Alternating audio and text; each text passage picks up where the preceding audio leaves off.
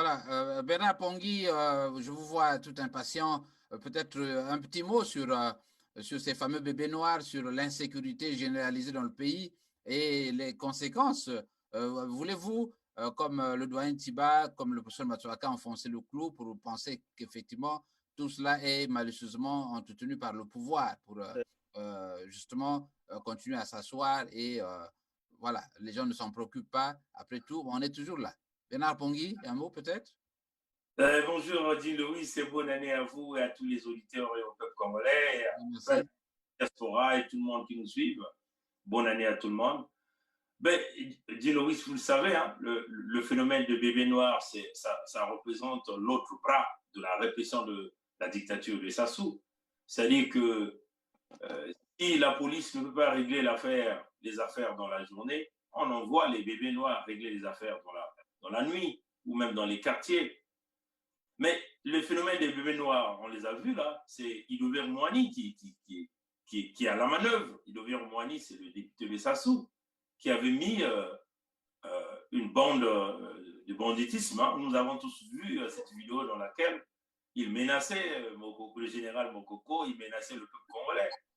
Hein, juste après les élections, quand ils ont fraudé. Voyez. Donc, on le dit, les bébés noirs, ça représente une autre milice civile du régime au pouvoir au Congo. Pour éradiquer le phénomène des bébés noirs, il va falloir que nous arrivions à obtenir la suite de ce régime. Une fois que ce régime est par terre, nous allons donc mettre de l'ordre dans le quartier, l'ordre dans la police et éventuellement éradiquer ce phénomène de bébés noirs. Et encore, il faut dire que tous ces jeunes qu'ils ont facilement récupérés, c'est des jeunes désœuvrés. Hein. Il y a un manque d'emploi. Oui. Et quand il y a un manque d'emploi, qu'est-ce que ces jeunes font? Ben, ils acceptent facilement de joindre la milice, l'autre bras, l'autre milice de Sassou, qui sème la zizanie dans les quartiers. Oui. Donc, il faut créer des ateliers pour ces jeunes, récupérer ces jeunes, leur mettre au niveau des métiers d'apprentissage et leur donner de l'emploi. Et c'est de cette façon que nous allons éradiquer. Tant que ce régime sera sur place, serait là, ben les bébés noirs vont continuer à exister. Hein, parce que le régime a montré ses limites pour pouvoir arrêter ce phénomène.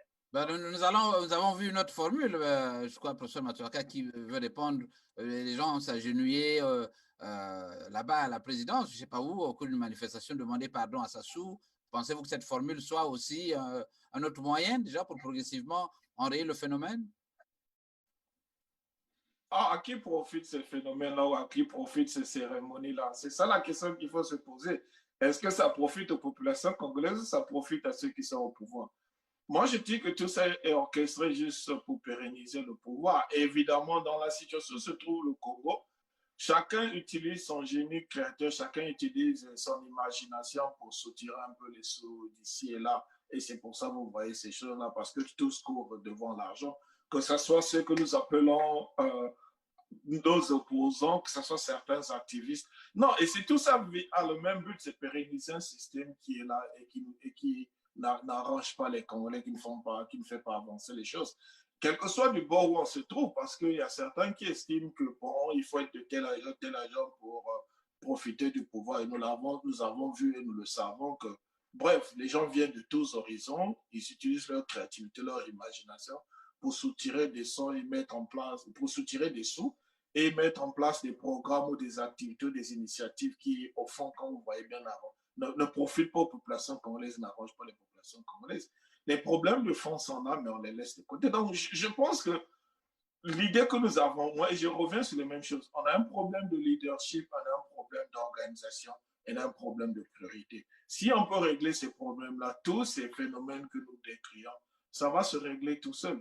Mais maintenant, est-ce qu'on a des gens pour pouvoir régler ces problèmes de leadership, ces problèmes d'agenda, ces problèmes de priorité? Ça c'est la question qui se pose. Voilà, nous allons donc toute cette année 2020 continuer à en discuter car les problèmes de sécurité sont des problèmes essentiellement sensibles. Merci donc à vous qui êtes venus à cette tribune, notamment la deuxième partie de cette tribune. Je crois que vous pouvez vous retirer, aller travailler. Donc, merci à ceux qui étaient connectés à ce genre de la communauté. Régis, ça y est. Ça y est. Voilà, voilà, Charles Alexandre, voilà, vous avez trouvé, ça marche déjà. Donc, professeur Ouais, ouais. Matuaka, vous pouvez vous-même vous retirer de l'antenne si vous avez la possibilité de le faire. Et nous allons donc continuer avec la dernière partie de cette tribune, notamment Bernard Pongui, vous aurez Charles Alexandre, vous aurez professeur Matuaka, voulez-vous rester avec nous? Oh oui, je peux rester si vous le désirez. Oui. Voilà. Donc, merci donc à vous qui étiez là connectés. Professeur Matuaka, vous restez donc sur le plateau. Et donc, les autres peuvent se retirer parce que nous aurons des problèmes d'espace et de stockage des fichiers. Du fait même nous pouvons prendre jusqu'à 100 personnes, mais vous voyez que quand il faut stocker les files, ça va être difficile. Alors, nous parlons aujourd'hui, je constate que M. Flavier, notre économiste, n'est pas là. Je ne sais pas s'il a des problèmes pour se connecter. Flavier, Serge, je demande donc à Flavier, Serge, de se connecter rapidement sur ce plateau. Nous allons faire un tour de table. Voulez-vous d'une présentation? C'est plutôt Charles Alexandre. Alors, Charles, bon retour sur cette antenne de la radio de la communauté. Nous avons, je vous vois très beau ce soir chez vous là-bas. Hein? Comment s'est passé le réveillon, Charles Alexandre, en quelques 45 secondes? Non, en famille comme d'habitude, sans folie, hein, sans. Voilà. Oh, ben correctement. Alors, peut-être, voilà, Bernard Pongui, le réveillon, vous l'avez passé à la maison? On l'a passé en famille éventuellement. On est resté à la maison. Voilà, encore que vous, dans votre cas, vous êtes astreint des précautions de sécurité, donc vous n'avez plus besoin d'aller vous balader dans les. Exactement. Une qu'on s'est donné de ne plus aller participer dans les fêtes de la communauté. Oui. Quand nous combattons un régime, nous connaissons les besoins de ce régime, donc il va falloir augmenter la sécurité autour de soi. Voilà. Professeur Matuaka, je crois que vous n'êtes pas resté à la maison, vous êtes. Vous étiez quelque part, non? Oh, hier soir, non, je suis allé à l'église et le soir, je suis rentré à la maison. Non, c'est en famille, c'est surtout en famille qu'on aime passer les fins d'année. Ah, voilà, donc c'est très exemplaire comme papa. Je sais que vous êtes un chef de famille. Alors, Bernard, on ne voit pas ton nom, il faut bien que je mette ton nom sur cet écran. Hein? Voilà, nous allons donc mettre son nom parce qu'il n'est pas visible. Alors, nous allons terminer par, dans ce second segment, ce dernier segment, nous allons parler des questions il s'agissait de quoi déjà, Bernard Pongui? Des antivaleurs, non? Voilà, nous allons parler des antivaleurs dans les églises, les churches dont on parle. Alors, l'inspiration nous est venue de nos amis indignés, Bernard Pongui et autres, qui pensaient que les églises au Congo ont corrompu tous les milieux. Ça se passe très mal puisque la population est dans une extrême paupérisation, mais dans le même temps, on croit qu'ils sont en train de demander ces fameux mabonza. Ils en veulent, quoique tout le monde dit que ces populations sont très pauvres. Alors, et il y a un autre problème, comment, dans un contexte de précarité généralisée, on peut voir encore ces églises dans l'opulence en train de construire des bâtiments? D'où vient cet argent? D'aucuns croient que cet argent vient essentiellement des politiques et qui, justement, servent de pourvoyeurs. À ce moment-là, est-ce que vous pensez que cette église est restée la même? Est-elle l'église du peuple? J'ai commencé déjà une interview avec le président de l'église du Congo, le professeur Edouard Moukala, interview que nous allons poursuivre, et nous verrons aussi avec lui comment l'Église peut se développer dans un environnement précaire économiquement. Charles Alexandre, est-ce que vous pouvez déjà commencer à répondre à cette question? Dans un environnement précaire que celui du Congo, n'est-il pas surprenant de voir une Église construire et se porter beaucoup mieux que ceux qui contribuent, donc la population? Jean Lewis, il faut savoir que c'est pendant la misère, ou quand un peuple est dans une misère totale, que les plus malins se font de l'argent. C'est la misère qui appelle tout le monde à l'église. Les gens vont prier Bon, mon frère Matswaka, il va aller. C'est Matswaka, non? Oui, c'est Matswaka, oui. Bon, ben, il va à l'église. C'est pas pour donner les mabunza. Il va à l'église parce qu'il est né croyant. Mais aujourd'hui, quand on était né, John Lewis, toi et moi, c'est vrai qu'on a au moins 5 ou 6 ans d'écart. Mais est-ce qu'on voyait des églises pousser tous les 10 mètres? Non? Bon, l'écran est parti. Hein. Non, non, allez-y. Bon, alors, mais aujourd'hui, les églises, 3 parcelles après, tu trouves une église. 5 parcelles après, une église. Mais parce que les gens pensent que la solution viendra de Dieu. Mais les églises aussi sont soutenues par la corruption politique, par les antivaleurs politiques d'abord, avant que ça n'arrive aux églises. Les politiques poussent les pasteurs à créer des églises afin que les pasteurs, en fait, sont les travailleurs des politiques. Oui. Vous voyez, par exemple, parlons un peu du Congo. Il y a des ministres qui sont devenus des pasteurs. Vous trouvez ça normal? Vous pensez que c'est incompatible, ça? Bah, bien sûr que c'est incompatible. Non, un ministre. Ou encore un pasteur devenir ministre et vice-versa, non? Un pasteur devenir ministre, je suis d'accord. Mais un ministre, il est ministre et en même temps pasteur, il y a quand même la séparation du pouvoir. Il y a l'Église et l'État. Tu ne peux pas faire les deux. Voilà. Merci, Charles Alexandre, pour ce propos introductif et intéressant. Alors, nous voyons donc l'arrivée de Serge Flavier, donc, qui est connu déjà sur cette antenne, un grand économiste congolais et américain. Voilà. Alors, salut donc, Flavier. Oui, bonjour, Jean Lewis. Si vous m'entendez bien, je vais dire absolument, bonjour à tous oui. qui sont déjà sur le plateau. Oui. C'est un plaisir de retrouver le frère Roland Matswaka que je vous aperçois. Merci. Donc, merci. Bonjour à tous et bonne et heureuse année à chacun de vous et à la famille respective. Voilà. Merci. Voilà, Flavier, on sent que votre image ne fait que bouger. Il faut stabiliser le téléphone, peut-être le mettre sur. Voilà. Voilà, nous avons, Flavier, nous venons de commencer l'émission.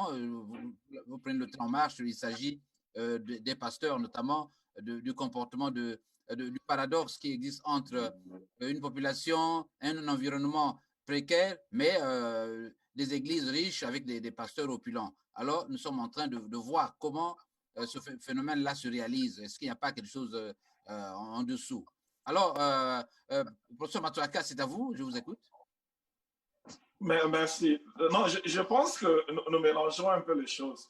Si vous vous souvenez très bien, pour ceux de ma génération, avant la conférence nationale, au Congo, il y avait 4 églises officielles. Il y avait l'église catholique, il y avait l'église protestante, il y avait l'armée du salut et l'église kimbabiste. Et tous les restes qui pouvaient se retrouver, je ne sais pas si j'ai oublié une église, ensemble me suggérer une 5e église, mais tous ceux qui se retrouvaient dans le cadre de la prière, ça pouvait être informel, mais quand c'était officiel, c'était les 4 là que moi j'ai connus. Et après, il y a eu des projets de loi qui ont libéralisé l'Église. Donc, si on veut mettre de l'ordre aujourd'hui, il faut revenir aux mêmes choses. Mettre des lois qui donnent la permission à qui et qui doit choisir, qui doit décider, qui doit ouvrir une église. Parce que n'oublions pas que toutes les églises qui sont là, quelle que soit la forme que nous décrions, quelle que soit leur forme aussi horrible, aussi nuisible que nous voyons, ce sont des institutions légales qui ont été autorisées par le gouvernement, par l'État. Donc, je pense qu'il faut passer dans le cadre de la loi. Si la loi cadre et donne les paramètres pour créer les églises, il y aura beaucoup de choses que nous constatons aujourd'hui qui vont disparaître. Maintenant, quand quelqu'un a la possibilité d'ouvrir son église, qu'est-ce qu'ils en fait? C'est très difficile de contrôler. Et là, encore, il faut revenir à la loi. S'il y a extorsion de sous, s'il y a mauvaise gouvernance ou s'il y a des problèmes, c'est à la loi de sévir. Parce que quand on laisse ces problèmes, la question à chacun de se baser sur son opinion, sur ses croyances, ça crée le chaos. Donc, je reviens encore au problème de leadership, au problème d'autorité. Si on règle le problème à ce niveau-là, tout le reste va marcher. Il y a des églises ici aux États-Unis. Comme le disait mon frère, qu'à 3 pas, 3 mètres, on va trouver des églises. C'est la même chose qu'aux États-Unis, mais c'est bien régulé, c'est bien organisé. Et ça fonctionne même comme des business, dans ce sens que les églises prennent des prêts pour construire les bâtiments, pour faire fonctionner, pour créer les structures. Et ça marche très bien. Pourquoi? Parce qu'il y a des lois autour de ça. Et ce n'est pas n'importe qui va se lever, va ouvrir une église, recevoir des gens chez lui, faire le désordre. Maintenant, si ces problèmes-là sont réglés, tout cela va se régler. Et moi, je pense que c'est un problème de leadership parce que voir un ministre qui est à la fois ministre, à la fois pasteur, à la fois ceci, c'est vrai que c'est décriant. C'est décriant parce qu'il doit avoir la séparation de l'Église et de l'État. Ça, c'est encore un problème de loi. Donc, moi, je pense que souvent, pour ce qui concerne l'Église, on jette l'anathème aux populations alors que ça devait se régler du point de vue politique au Parlement, au Sénat. Et si les lois sont là, toutes ces choses-là vont être bien réglées et il n'y aura pas de problème. Et ceux qui ne vont pas respecter la loi, il y a les forces de l'ordre qu'on peut envoyer pour pouvoir résoudre ces problèmes-là. Mais si à ce niveau-là, nous ne pouvons rien, on ne peut pas attendre la masse, la foule des populations pour pouvoir régler ces problèmes-là. Sinon, ça sera des règlements de compte, ce que nous voyons parfois de temps en temps. Alors, Bernard Pongui, vous avez mis... Charles Alexandre, je reviendrai à vous. On fait un premier tour de table et puis, voilà, Bernard Pongui, rapidement, parce que nous aurons une seconde partie sur l'économie. Bernard Pongui, est-ce que vous qui avez justement lancé ce mot d'ordre d'exit, c'est-à-dire vous demandez carrément aux gens de ne plus prier ou de ne plus aller à l'église, est-ce que vous pensez que c'est par la faute de ces pasteurs justement que le Congo est devenu si déliquescent? Bon, nous avons clairement appelé à l'église exit. Pourquoi nous avons appelé à l'église exit? Parce que nous avons constaté que les églises aujourd'hui au Congo travaillent pour le camp du pouvoir. D'ailleurs, si vous essayez de regarder le côté accréditation des églises, le régime le donne expressément aux gens calculés. Pourquoi le régime accorde des accréditations? Quand même que ça fait partie de la loi, mais ils approuvent. Pourquoi? C'est parce que le régime veut endormir le peuple dans la prière. C'est une stratégie de communication. C'est une stratégie pour endormir le peuple congolais. On donne des accréditations, les gens ouvrent les églises à chaque 2 mètres, 3 mètres, des ruelles, ainsi de suite. Et on est en train de badigeonner le peuple congolais dans cette idéologie qui consiste à dire qu'il faut rester là, tout va provenir du ciel, Jésus fera, Dieu fera. Et c'est là où on arrive à endormir le peuple. Et de l'autre côté, vous avez des mêmes pasteurs qui vous disent amener des contributions, ce que nous avons appelé ici des petites cotisations qu'on donne des dimanches et des offrandes qu'on donne à l'église. Donc, le contrôle de l'église, d'une manière générale au Congo, est supervisé par le pouvoir en place. Il y a eu une vidéo, par exemple, du pasteur Edouard Moukala, qui est passé sur votre média.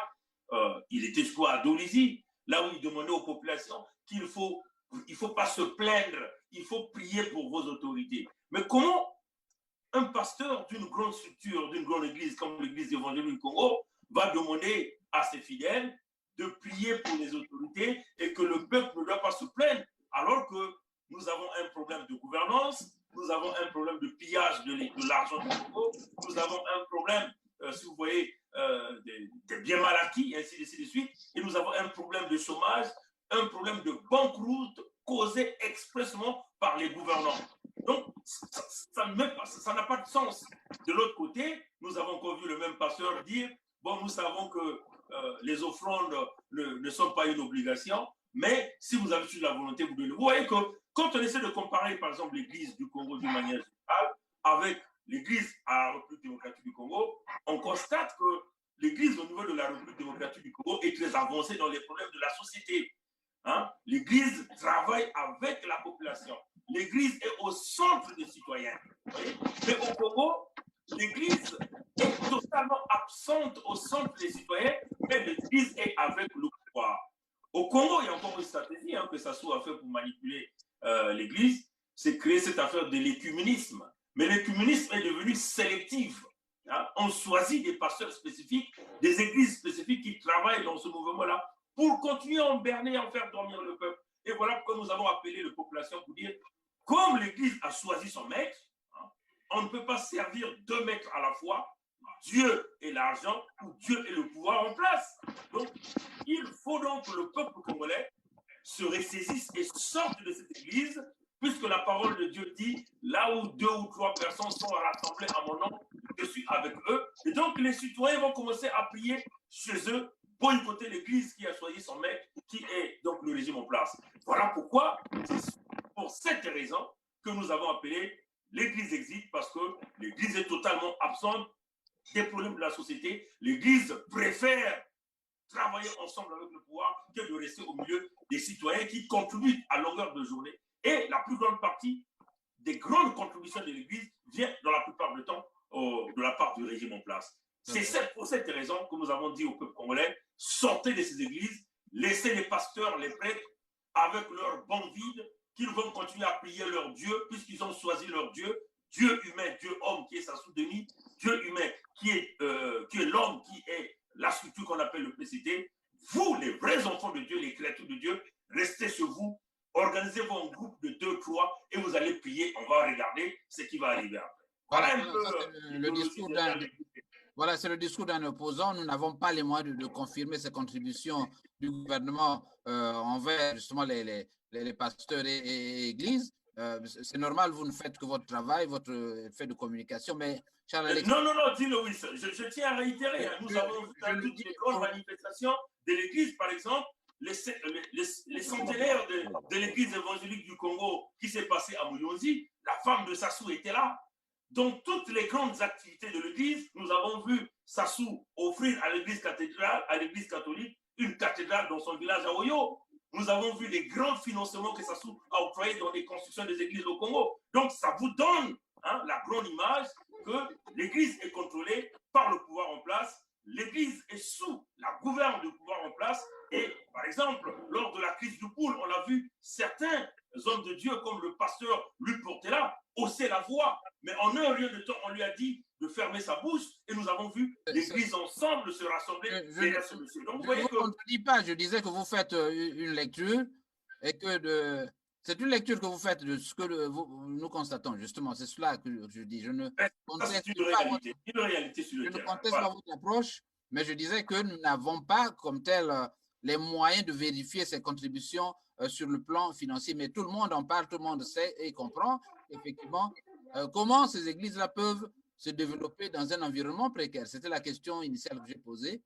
Bon, nous allons passer dans quelques instants à notre ami Flavier qui nous offre un spectacle terrible avec son micro et son téléphone. Je crois que c'est déjà mieux, il ne faut même plus bouger. Alors, Charles Alexandre, rapidement avant de passer à Flavier. Oui, bon, je reviens sur l'intervention de mon frère Matouaka. Oui. Il a parlé de la loi de la libéralisation des églises. Est-ce que vous trouvez normal qu'un pouvoir vote une loi pour libéraliser les églises? On libéralise un secteur économique. Mais on ne libéralise pas tout ce qui est église. Ça cache quelque chose, non? Non, je suis parfaitement d'accord, mais ce que je veux dire, c'est que les églises telles que nous les voyons maintenant opèrent dans le cadre de la loi. Donc, s'il faut qu'il y ait des restrictions ou bien des garde-fous, ça doit se faire du côté de la loi. Ça ne doit pas seulement être un appel aux populations pour dire faites ceci, faites cela, parce que quand ça sort hors de la loi, vous qui vous opposez à cela, vous êtes dans l'illégalité. Donc, de même que la libéralisation était faite dans le cadre de la loi, on peut repartir dans le cadre de la loi pour mettre les garde-fous. Je suis parfaitement d'accord avec vous. Alors, Serge Flavier, je vous rappelle que notre ami Serge Flavier est économiste. J'espère que vous n'allez pas vous voyer dans vous entendez, mais en tant qu'économiste, Serge Flavier, doit-on dire que l'Église a le droit de faire du business, de trouver les moyens de sa survie là où elle peut les trouver?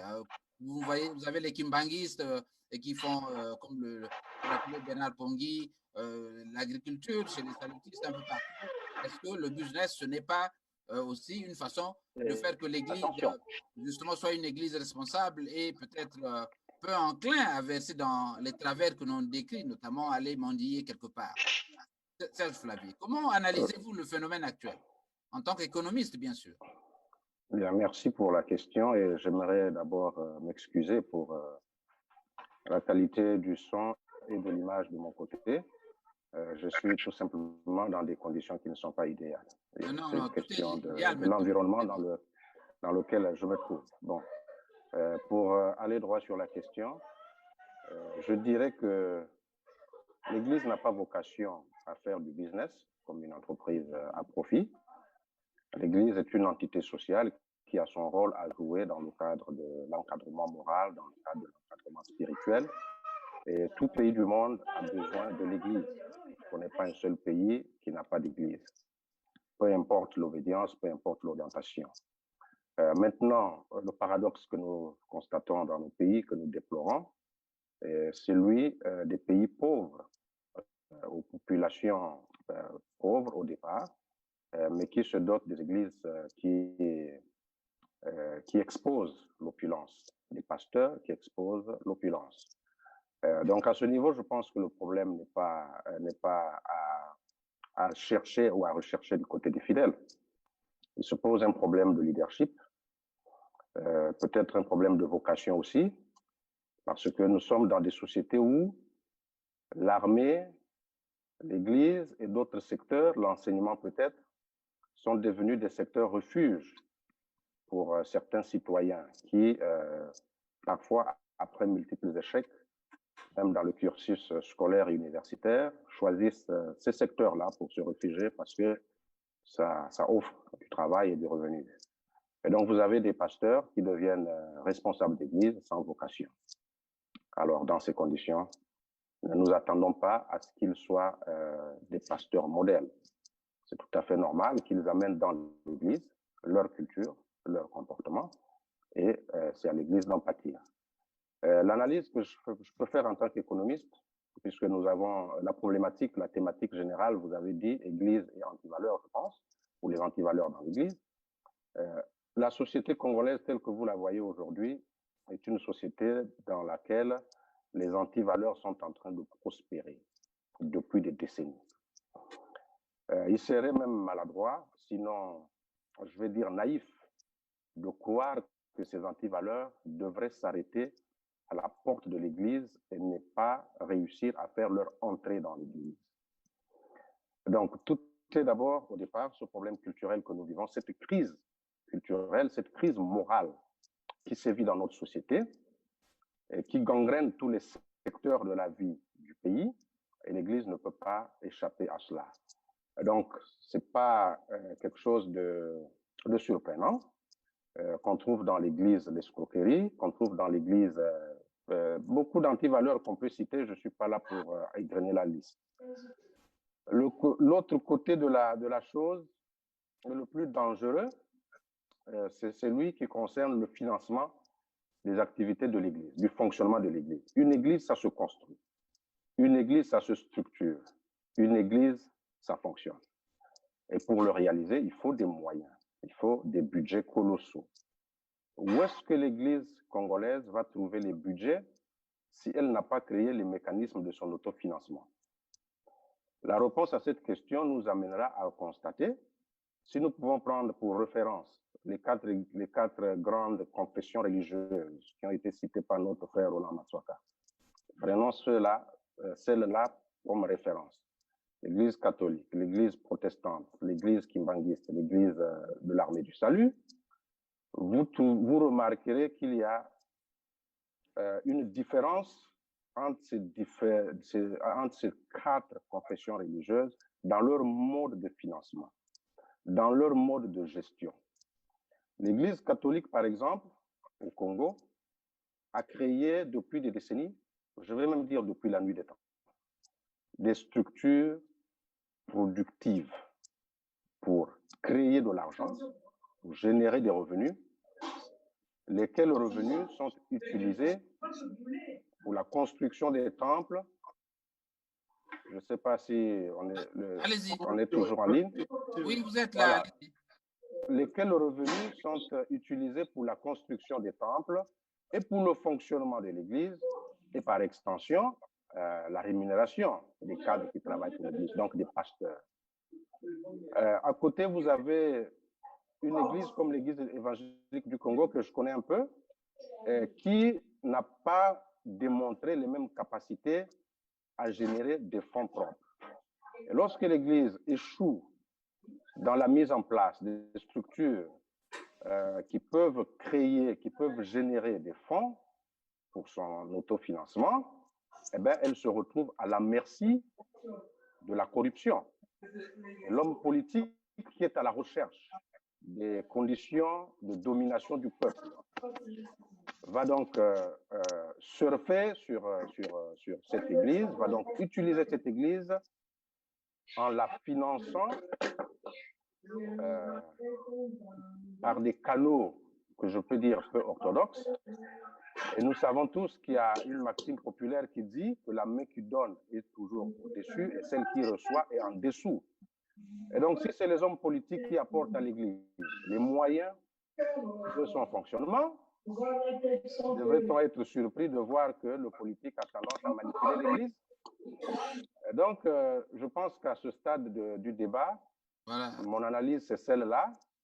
L'Église souffre d'un problème de manque de génie pour s'offrir les moyens de sa politique. Et l'homme politique vient avec ses moyens et en ce moment, l'Église accepte de se corrompre. Et quand elle est corrompue, c'est le peuple qui en pâtit. Je pense que c'est la situation que nous vivons dans notre pays. Alors, Flavie, nous avons là un pasteur qui vous regarde. Alors, doyen, est-ce que vous nous écoutez là? Si vous me permettez, avant d'arriver au pasteur, il y a un petit élément que j'ai oublié. Je crois que le frère Roland l'a souligné, hein, le frère Roland Massaka l'a souligné. L'Église peut créer des unités de production pour pouvoir générer du revenu. Et lequel revenu doit servir à la construction des temples et à tout ce qui est problème à gérer au niveau de l'Église. Ceci permettrait donc à l'Église de réduire sa pression sur la population qui est déjà pauvre au demeurant et qui ne devrait plus être saignée dans les cotisations à tout va. Ce que nous disons ici se réalise dans plusieurs pays du monde. Et une église qui se dote des unités de production pour se faire du bénéfice n'est pas une entreprise elle-même, mais est propriétaire d'entreprise et ces entreprises payent l'impôt auprès de l'État et c'est tout à fait normal. Voilà. Le dernier élément très important, c'est la loi.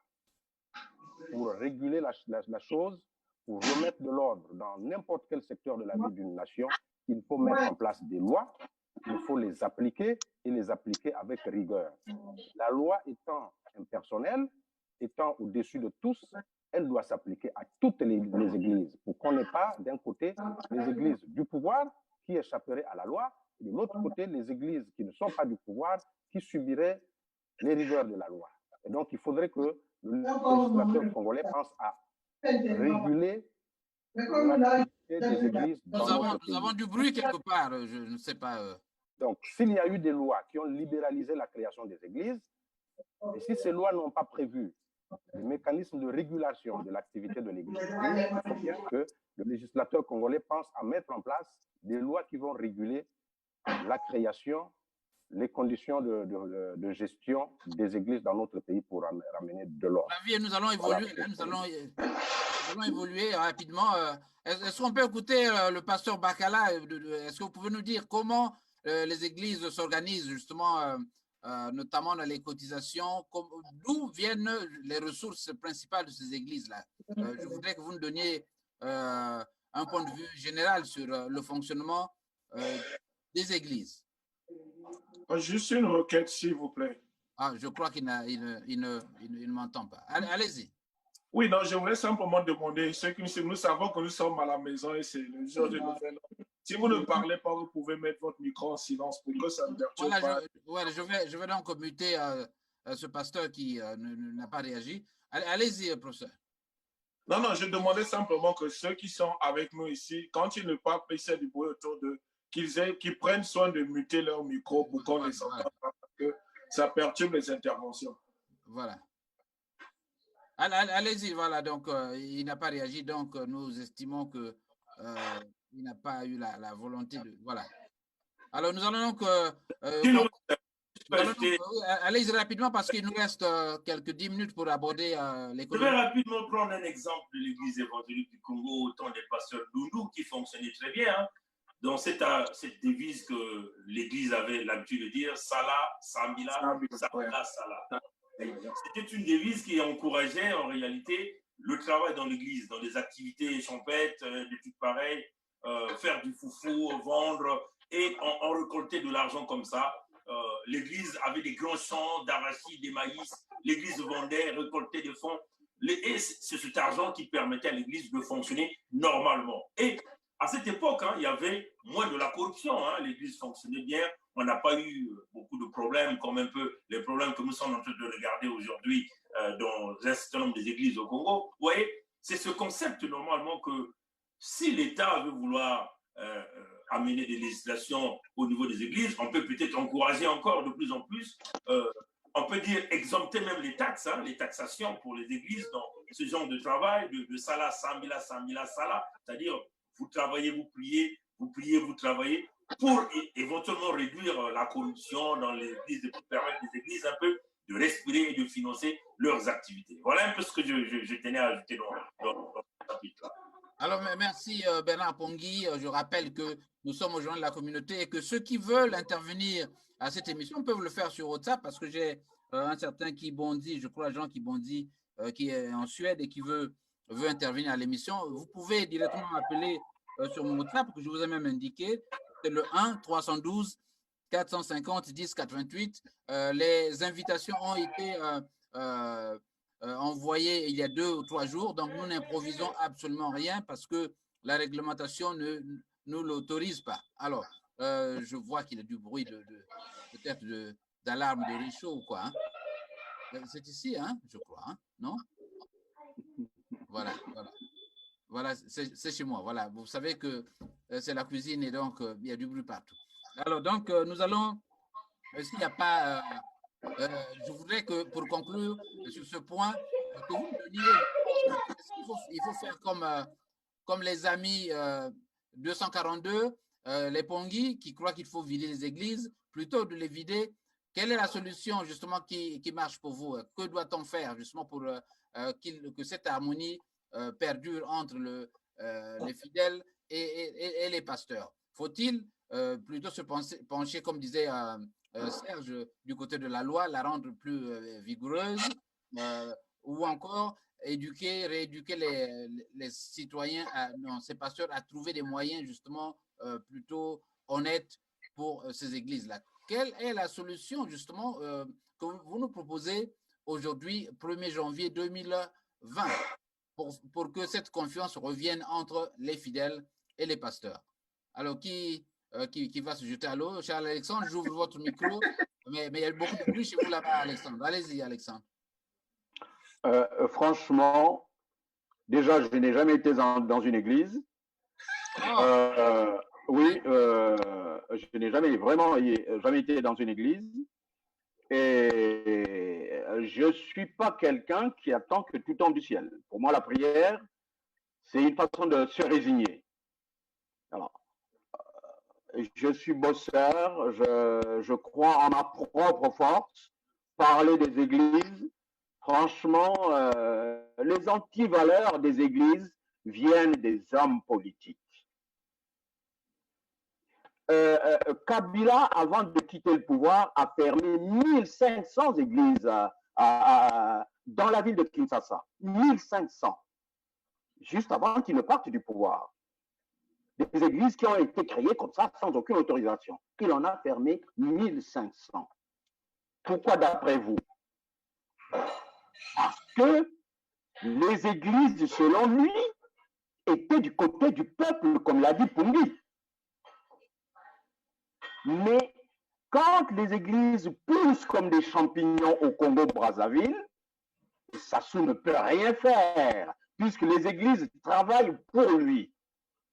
Vous n'avez pas vu, il passe son temps dans les églises. Il a créé même une église qui porte le nom de sa fille Edith Bongo. et un prêtre est derrière Sassou comme si c'était son valet. Vous trouvez ça normal, ça?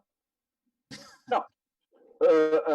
Sérieusement, je préfère peut-être rejoindre le jeune frère dans tout ce qui est économie. Je pourrais dire quelque chose, mais les antivaleurs de l'Église, franchement, déjà je suis musulman, moi. Voilà. Donc nous passons rapidement professeur, vous allez conclure en quelques secondes sur ce point précis.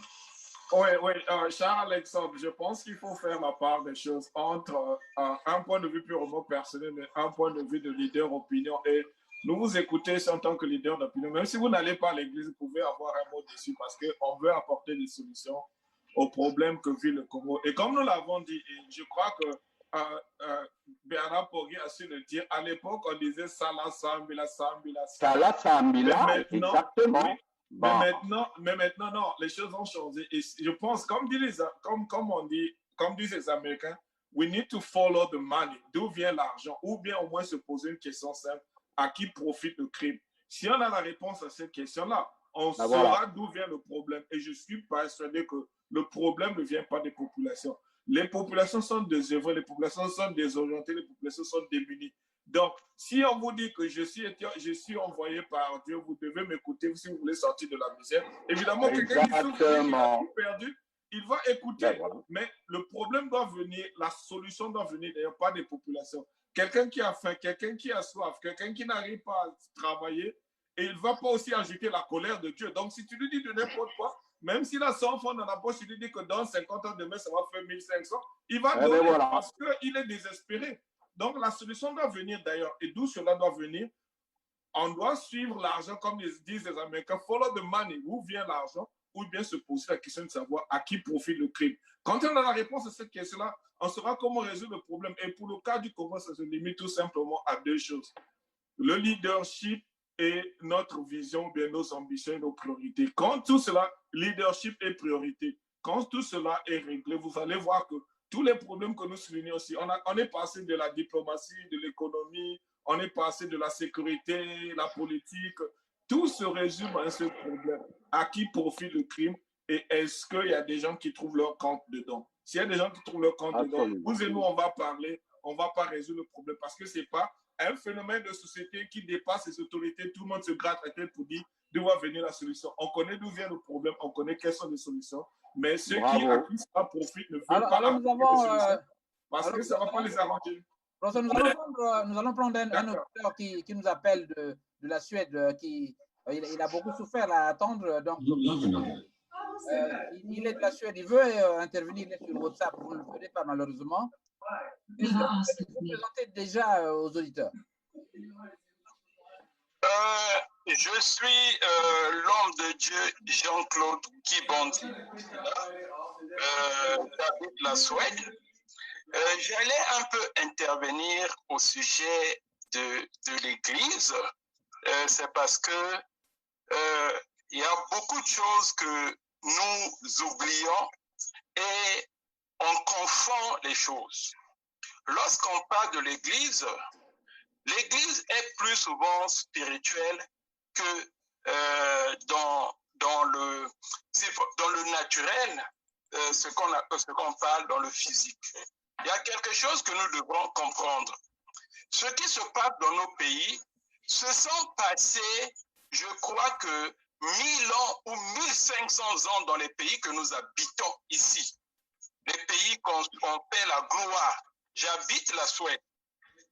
Lorsque vous êtes en Afrique, on parle que les Suédois, c'est les gens qui ont fait monter la flamme de l'église évangélique par tous des missionnaires. Mais moi, je vous dis non. Les Suédois ne prient pas Dieu. Je suis en Suède. C'est nous qui avons amené le mouvement même de commencer. Lorsqu'on a commencé à faire manifester la puissance de Dieu par le Saint-Esprit, les pasteurs nous ont combattus. Donc, aujourd'hui, les gens parlent des missionnaires, l'église évangélique, mais moi, je vous dis, il faut venir en Suède, je vais vous montrer la vraie réalité de l'église. L'église évangélique qu'on parle, c'est l'État suédois qui avait créé le concept. C'est le même concept. C'était pour combattre le catholicisme qui était gouverné par l'Italie. Donc, c'est des concepts plus économiques et du pouvoir. Donc, il y a un certain moment, nous les Africains, nous devons sortir de l'ignorance. Donc, l'Église catholique, moi je vous dis, l'Église catholique, ce n'est pas une Église. C'est un État qui a des policiers qui utilisent la Bible. Donc, c'est la même que l'Église protestante a fait avec l'État suédois.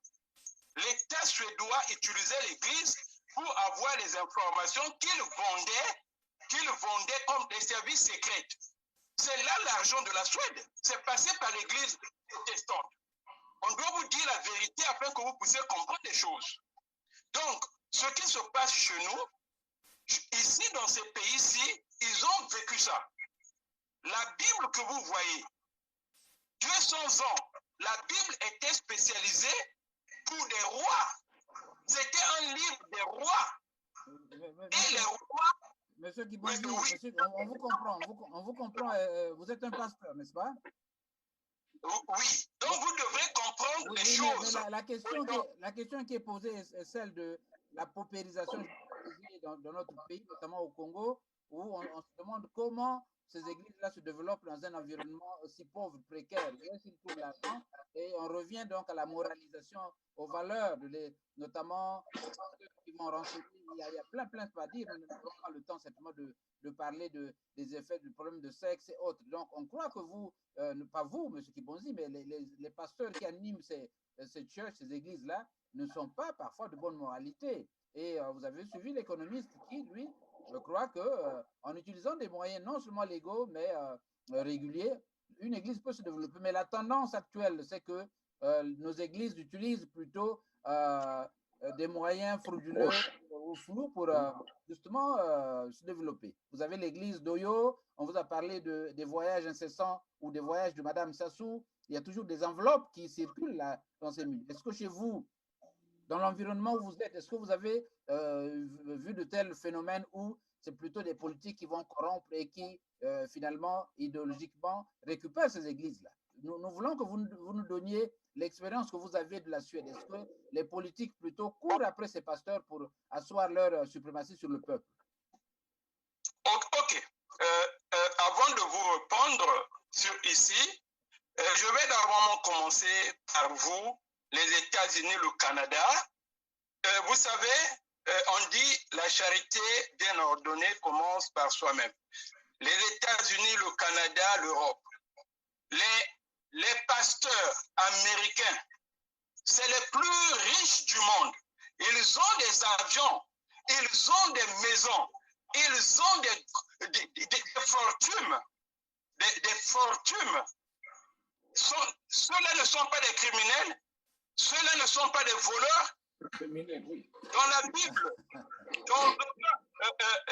laissez-moi d'abord, dans la Bible, le Seigneur Jésus n'a jamais pris des offrandes quelque part. Mais aux États-Unis, les pays que vous dites structurés, les pays que vous dites ordonnés, les pays que vous dites les pays de loi, mais le même vol se passe dans ces pays-là. Donc ça, c'est la première des choses. C'est pour vous mettre que, quelque part, vous pouvez vous croire être intelligent, mais parfois vous ne l'êtes pas. C'est parce que nous connaissons ce qui veut dire l'Église. Je viens maintenant en Suède. Nous sommes la seule église en Suède qui ne prend pas des offrandes. Mes frères congolais le savent. Nous ne prendrons pas les offrandes, c'est parce que les offrandes servent à la maison de Dieu. Mais étant donné que nous n'avons pas les besoins qu'il faut faire dans la maison de Dieu, on ne reçoit pas l'offrande. Chez nous, on dit, si vous voulez donner l'offrande, il faut chercher les pauvres, il faut chercher les malheureux, les souffrants. C'est à eux qu'il faut donner l'offrande. Et cela m'a été combattu ici en Suède. Moi, je fais ce qui est biblique. Le Seigneur Jésus et non, personne de ses disciples, vous les avez vus prendre des offrandes, ni Pierre, ni Jean, ni Philippe, ni Jacques, quelque part. Donc aujourd'hui, ce que vous reprochez au Congo, c'est la même chose qui se passe ici en Europe. L'Église catholique, tout le plafond de l'Église catholique est fait en or. Toutes les chaises. Mais ils volent même des offrandes des malheureux en Afrique. Mais c'est ce qu'il faut aussi dire. C'est parce que moi, je le dis ouvertement. L'Église catholique, est-ce que vous savez que l'Église catholique a la moitié des fonds du monde? Mais c'est quelque chose que nous devrons dire la vérité. Aujourd'hui, les Sassous sont au pouvoir, mais c'est à cause de ces églises catholiques qui les acceptent. C'est à cause de ces églises protestantes qui ont des sièges ici, mais qui ne prient pas Dieu.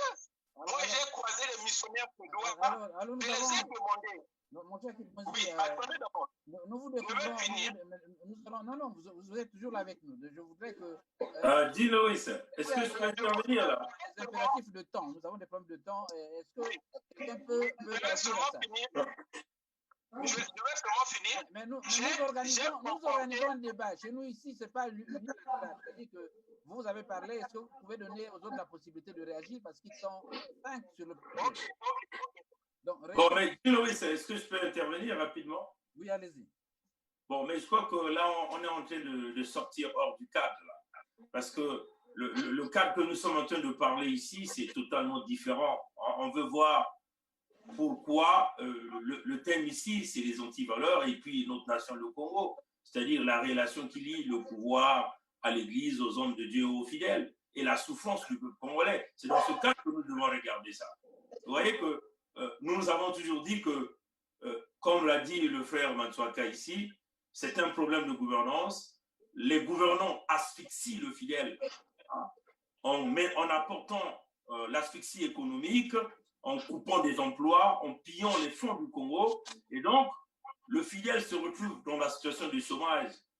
Et le fidèle va donc se réfugier dans les églises. L'église qui est en collaboration avec éventuellement le pouvoir pour continuer à faire nourrir le fidèle de l'espoir, pour dire, continue simplement de prier, Dieu va faire. C'est-à-dire qu'on attend que les cieux s'ouvrent pour que le fidèle puisse recevoir tout ce qu'il est en train d'attendre. En même temps, les églises continuent de soutirer les petits fonds qui restent auprès de fidèles. L'église continue de prendre même la femme du fidèle. Vous voyez, donc, nous sommes dans ce contexte-là. On n'est pas dans le contexte de l'Église catholique. Nous connaissons toute la mafia qui existe dans cette affaire-là. Mais la problématique du Congo, c'est l'Église qui endort le citoyen. Le citoyen qui est dans la souffrance, qui refuse d'aller revendiquer ses droits.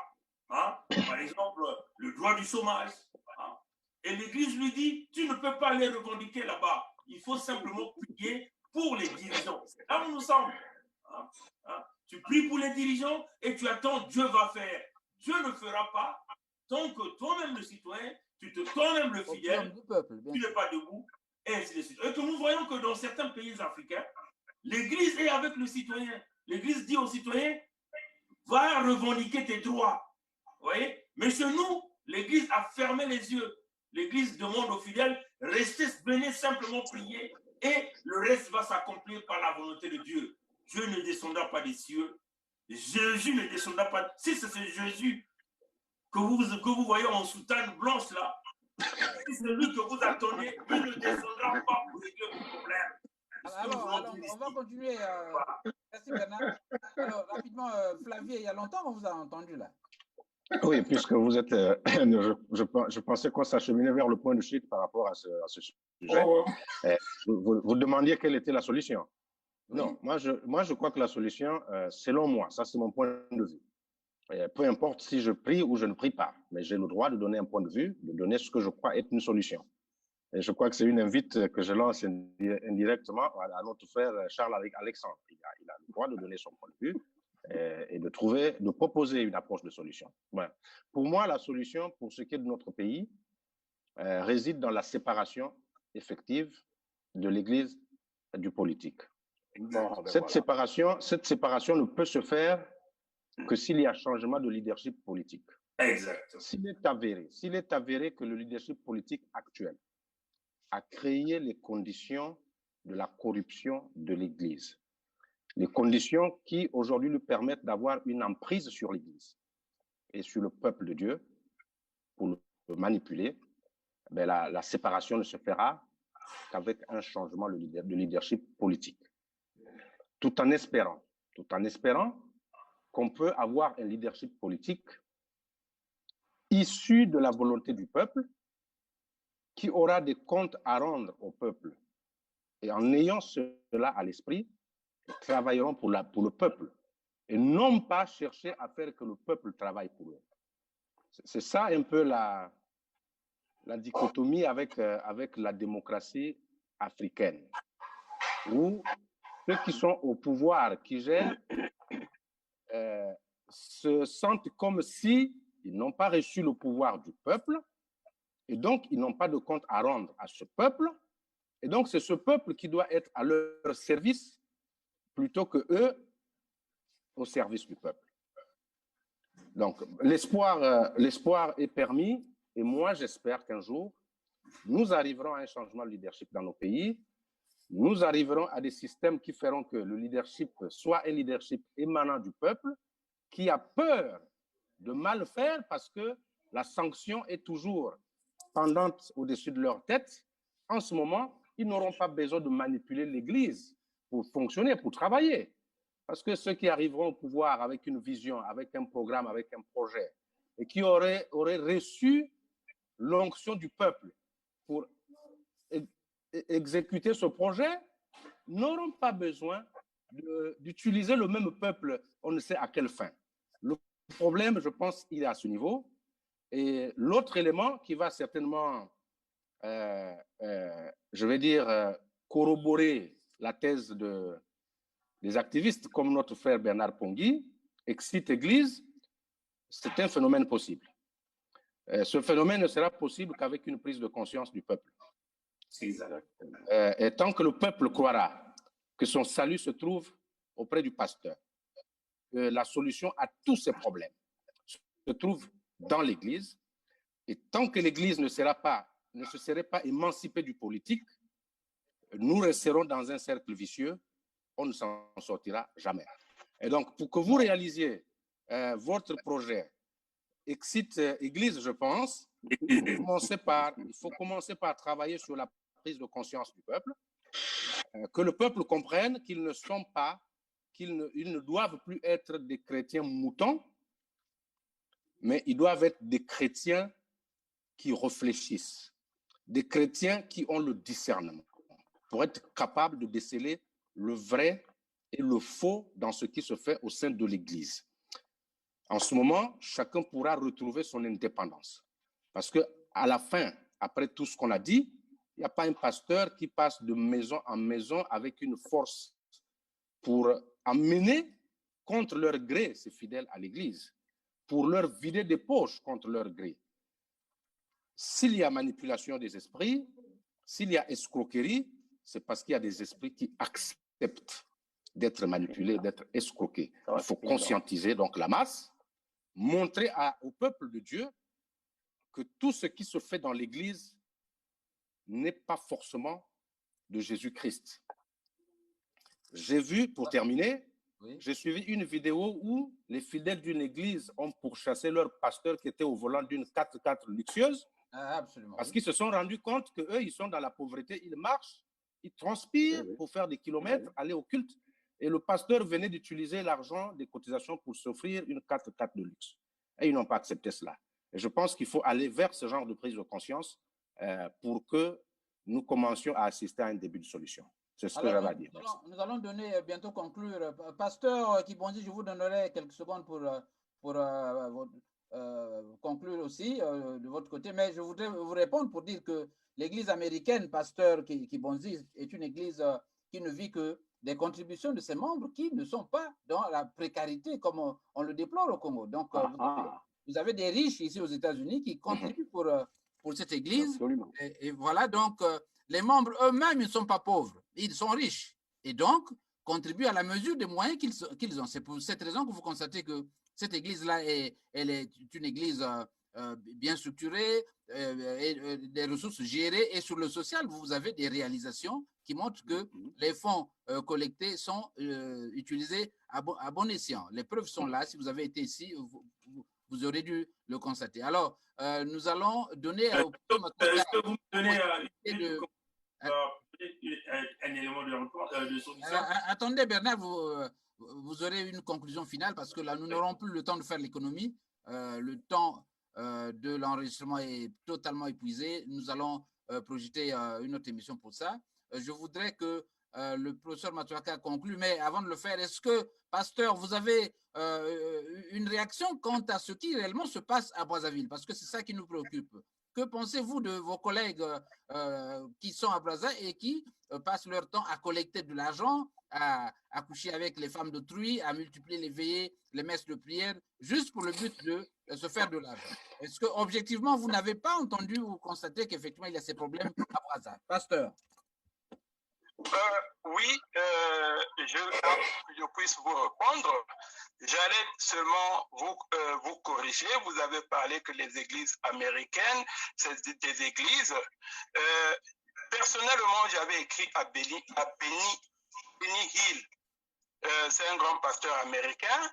Je lui avais dit qu'il fallait qu'il puisse vendre son avion et partager son argent pour faire des dons en Afrique, en Asie, ceci, c'est parce que c'est à travers ça que je vais voir qu'il a l'Esprit de Dieu, puisque aucun disciple du Seigneur Jésus n'a même eu des charrettes avec... Mais lui doit se préoccuper de son peuple, comme le ferait le pasteur, non?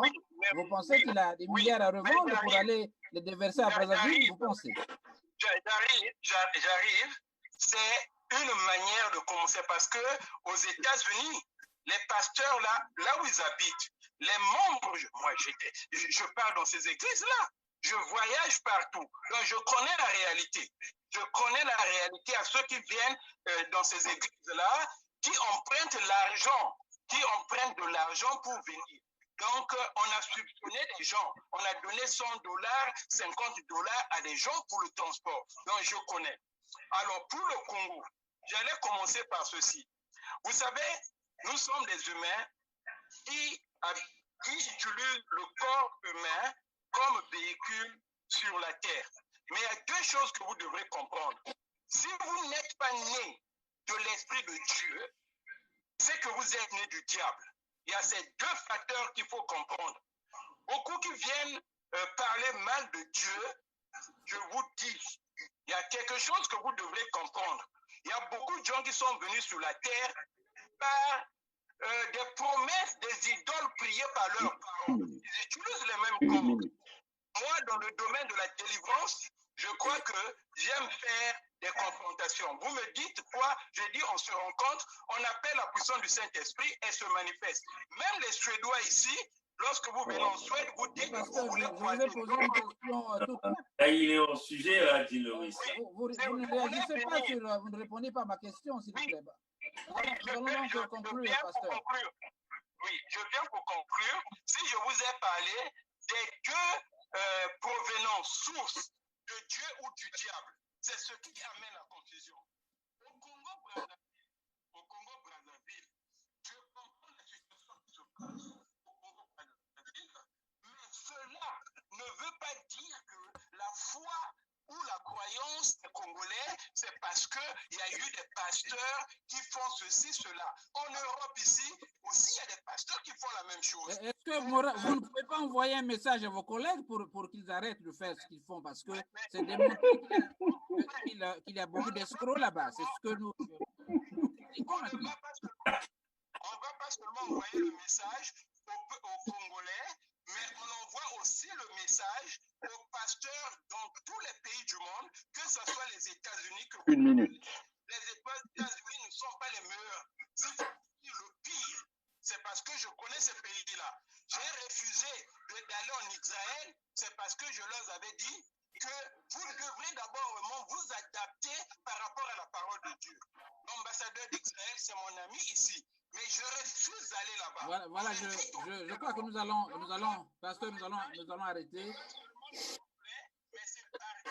Oui, pasteur, je crois que vous devez avoir, vous êtes un pasteur, vous avez certainement fait des études de théologie, quand même, l'honnêteté de constater qu'effectivement les problèmes que nous déplorons à Brazzaville ne sont pas ceux des États-Unis, que la pauvreté que vous avez à Brazzaville n'est pas celle, il n'y a pas de pauvres qui vivent comme de pauvres ici, qui vivent comme ceux de Brazza, et que si on s'en plaint, c'est parce qu'il y a justement une situation criarde. Et ça, Bien sûr, n'allez pas absolument. nous faire des comparaisons qui, pour nous, ne tiennent pas, parce que la situation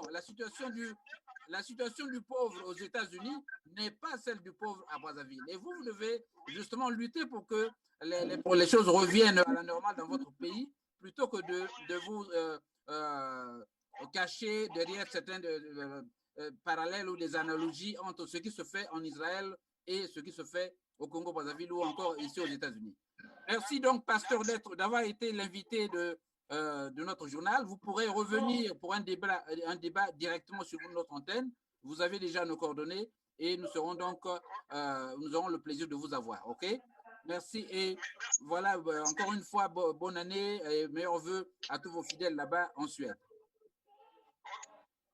Voilà, nous allons donc conclure cette émission, chers amis. Je sens que il a des signes de fatigue. Alors, Charles Alexandre, vous savez que nous n'avons pas encore mangé ici aux USA, hein, Charles Alexandre. C'est le temps d'aller manger. Oui, c'est quand même regrettable qu'on n'a pas pu aborder nous ne pourrons alors que nous avons un économiste avec nous, là, nous ne pourrons plus. Qui est une denrée rare, là. Nous ne pourrons plus, à moins que nous prenions une pause, le temps de... il faut que nous arrêtions l'émission, Bernard.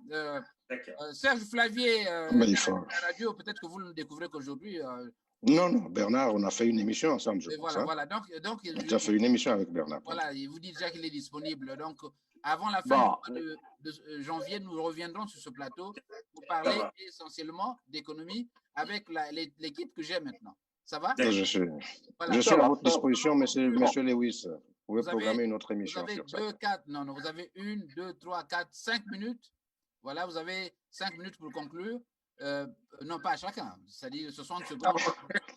Le professeur Matsuaka, vous voulez être le dernier, je crois. Hein? Ok, d'accord. Alexandre, allez-y, 60 secondes pour conclure. Alors, conclure. Moi, je dirais que l'Église est un refuge pour les pauvres au Congo.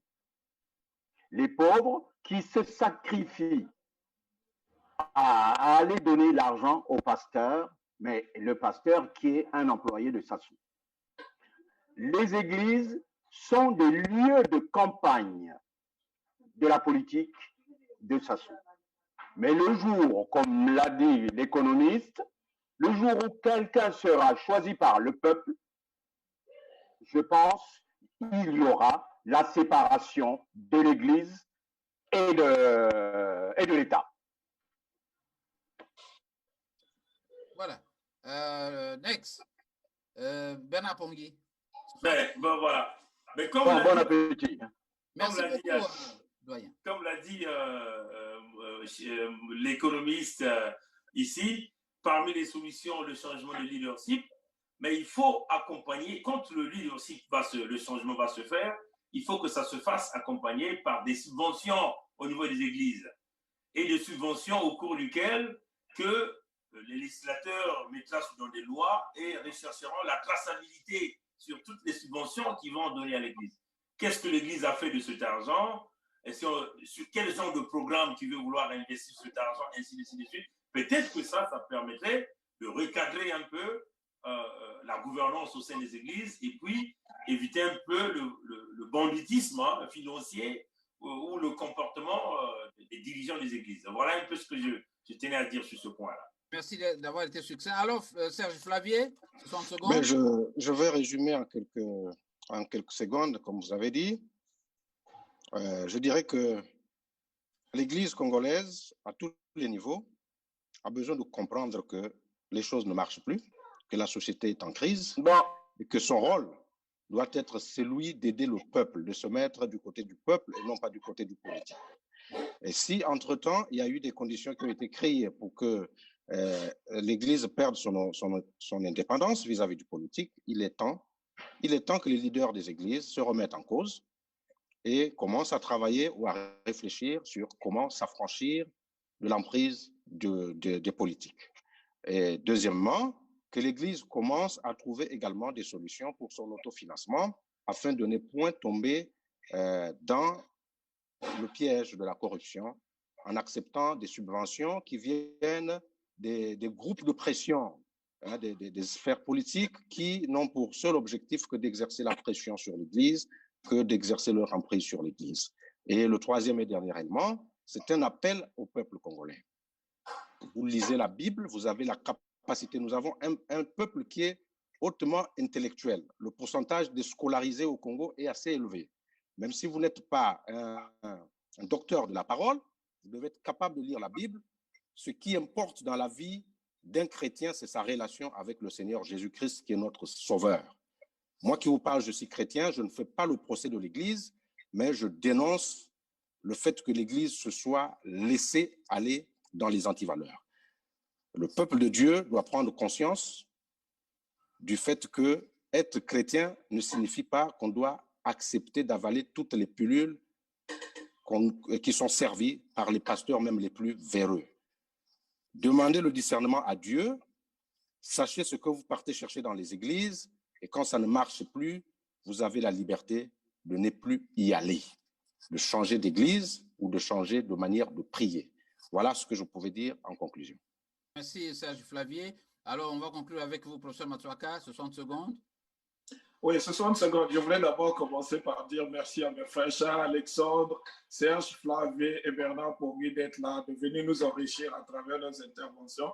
Pour parler des églises, la Bible dit hein, que nul ne peut servir Dieu et l'argent, nul ne peut servir deux maîtres. Et je pense qu'à l'Église, de savoir quelle est leur cause, quel est leur vœu et où est-ce qu'ils veulent aller pour pouvoir vraiment servir le peuple.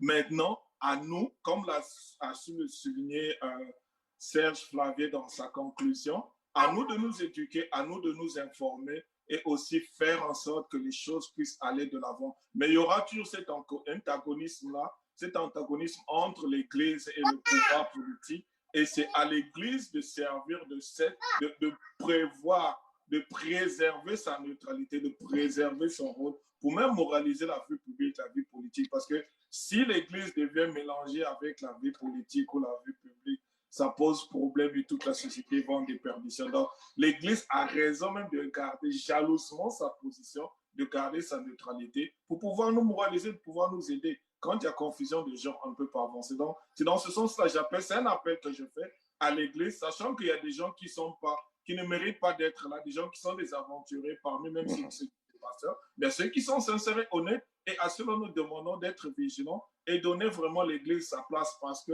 ça ne va pas si on confond ce que c'est que l'Église et quel est le rôle de l'Église, alors que l'Église occupe toujours une place importante dans tout.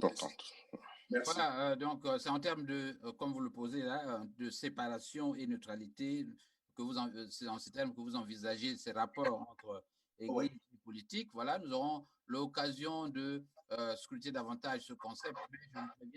Je vous rassure que nous reviendrons d'ici à la fin de ce mois pour parler d'économie avec beaucoup de sérieux, de profondeur, notamment sur comment justement faire que le Congo retrouve la stabilité quand on sait qu'il y a des difficultés au niveau du FMI et tout semble augurer des lendemains tout à fait ténébreux. C'était long comme tribune avec les 3 sections. Alors, merci beaucoup, chers amis. Bon appétit à vous, Bernard Pongui, et à moi-même aussi, hein, à Flavier. Merci. Alors, je vous retrouve à tous ceux qui étaient connectés sur Facebook. Certains sont même partis du fait de la fatigue même. Alors, Boanana 2021 à tout le monde. 2020. 2020. Voilà, 2020. Et en avance sur le temps. Voilà, sur ce plateau dans les tout prochains jours. Et bye bye.